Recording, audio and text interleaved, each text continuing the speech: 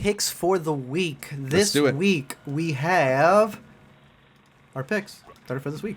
Yeah. I'm going to start off with Silver Dollar Road. This is a movie that I was able to catch over at the Toronto International Film Festival. It's a documentary about land. You know, if we're talking a good companion piece to Killers of the Flower Moon, where people are like really hyper-focused on that story, not realizing it's a story that ripples out and is representative of a lot of other stories, Silver Dollar Road would be that. It's playing on Amazon Prime, and it's a documentary about this family who owned this really good part of land that nobody wanted.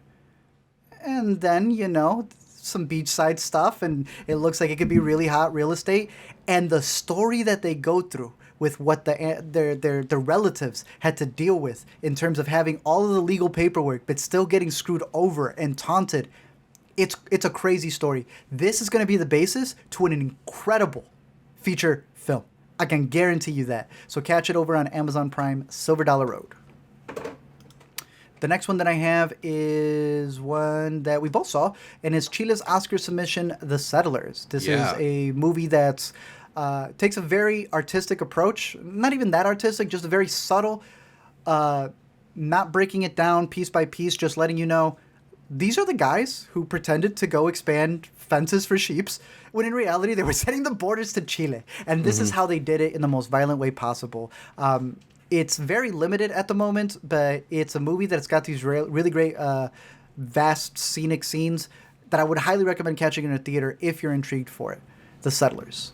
Yeah, I mean, it's just also of the films we've gotten recently that sort of seek to document the brutality of colonial violence. This is one of the ones that's really lingered with me in how brutal and unfeeling it can be. Yeah. Keeping with it, another TIFF recommendation would be the documentary Mr. Dress Up, The Magic of Make-Believe. I was like, yo, this thing looks adorable, but this guy looks like, he looks like he's a Mr. Rogers type. You worked with Mr. Rogers, right? There you go. So he comes from Canada, which is why it was a big selection over there in Toronto. It is out on Amazon Prime, and it goes through his life story and all of the good things that he did. Look, call me old, bro. I cannot believe I'm having this as a recommendation. There is a new Frasier series that is out, and I'm not saying that the new take is like incredible, but it got me to go back to watch a couple of episodes from season 1. Mm-hmm. The only thing I know about Frasier is it playing on like what, B2 TV. I used to go collect comics, and my comic guy used to play Frasier all the time.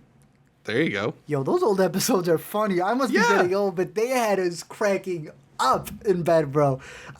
He's a funny dude. I know he's like the writer, producer, director, all of it. A lot of people forget that he's also Beast in the original X-Men movies, but Kelsey Grammer's that guy, dude, and he really had a lot of funny quips going on in those first seasons.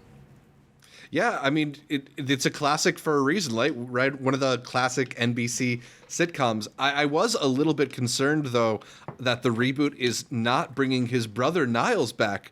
I don't know if it's Frasier without David Hyde Pierce. And that's what I felt when I went back to go see those old episodes. I was like, this dynamic right here is crazy, man. Mm-hmm. I don't know. Maybe he'll come back. The way that the remake does it, or the reboot, because it's like a whole... It's different. Again, you know I'm always big about syndication. It is not connected to Frasier. It's its own installment as a reboot. But it's his brother's son. So his nephew is kind of taking the place. And not the same so far. But those old episodes are great.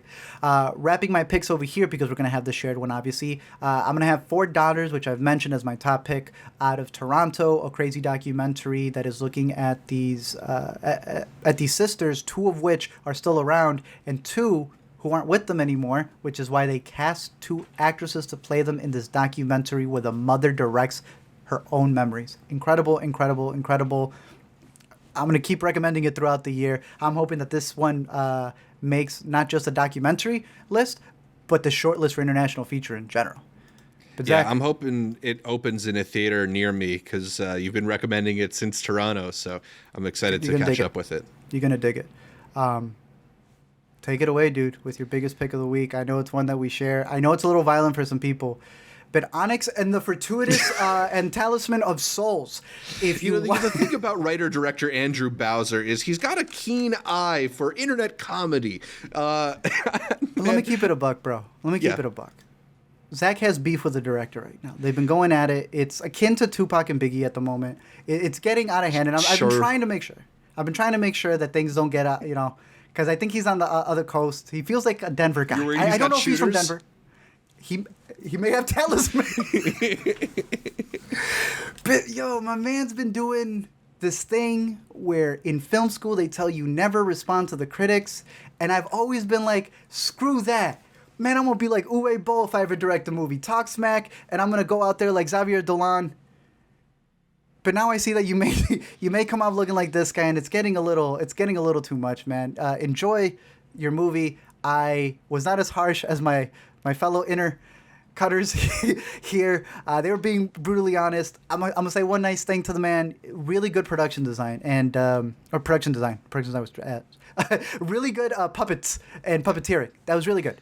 But damn, bro, your story is not doing any favors when people are critiquing you for being a man baby, and then you acting like a man baby. You got Olivia Taylor-Dudley as like your love interest in the movie. You're good, bro. You premiered at Sundance. Zach, get at him. Look, film and art in general are subjective mediums. There are lots of different opinions out there, and lots of them are valid for different reasons. If you think your taste in movies is similar to my taste in movies, this might be one of the worst films you ever see. It is the most painful form of cringe internet comedy extended to a unrelenting 110 minutes. Ooh. Like it doesn't even have the courtesy to be short. It goes on way too long, and I don't know if I will ever see a movie with a more annoying lead performance than the kind of nasal faux announcer voice that Bowser adopts for Onyx the Fortuitous. It is painful. Zach logged into the Notion where we put our list, and he saw that I kind of took all his picks off and put Onyx the Fortuitous 5 times. I laughed, but I also felt a little bit personally attacked. Not as much as he has on that YouTube channel. Go check it out. The man's created better content for YouTube, I guess, than he did for the movie. So at least there's that. But Zach, your real picks of the week, the first of which is getting 1, 2, 3, 4 thumbs up from us here on Intercut. Let's do it. Yeah, let's talk a little more about Killers of the Flower Moon. It is a new Martin Scorsese movie. That alone should be enough to get you out of your seats and to the movie theater. You saw that DMV boy? Which one? The podcast that Twitter decided these are nobodies, but if we can cut them out, we need someone to yell out. And new favorite podcasters to make fun of whose favorite films are The Avengers and The Greatest Showman. Of course, we need to hear all of their opinions on films. The trip for the DMV. Provided you're not like those guys, you got to go see this. It's not. Wait, do we need to say something stupid to get an in and out Twitter viral moment?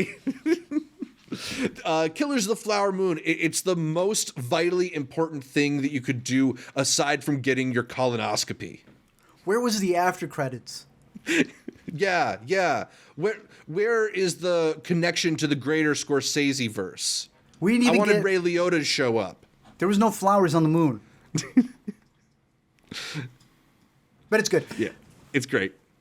It's fantastic. It's we're gonna be talking about it. Not much more it. we can say, but we will talk about it. Yeah, we'll talk about it more after this too. Yep, immediately. But look, if 3.5 hours and a movie theater sounds like way too much for you, the Criterion Channel has got the collection of Scorsese shorts available to stream, available to own if you're a physical media person.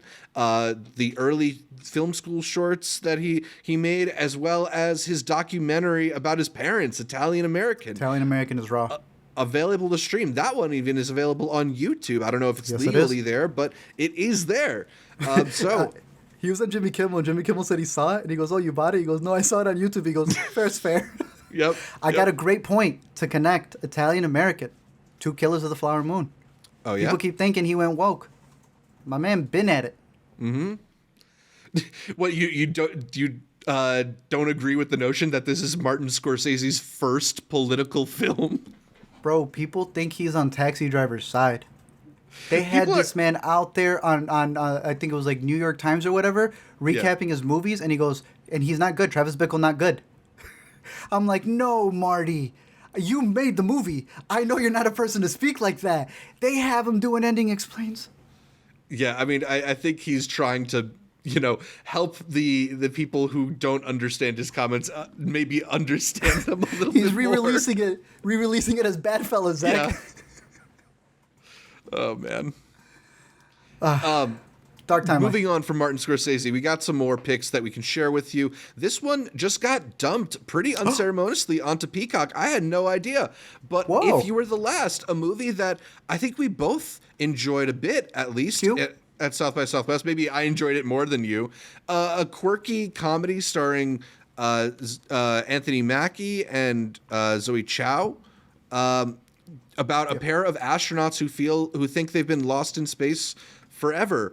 I think it's like so twee that you could choke on it, but they've also got some really fun dialogue in this movie, some really heartfelt and silly back and forths. I think the like middle third of this movie is some of my favorite existential dramatic comedy I've seen in a little while. There's also some other stuff in there that's maybe a bit hokey, but for a movie that's out on Peacock, I think you could do a lot worse.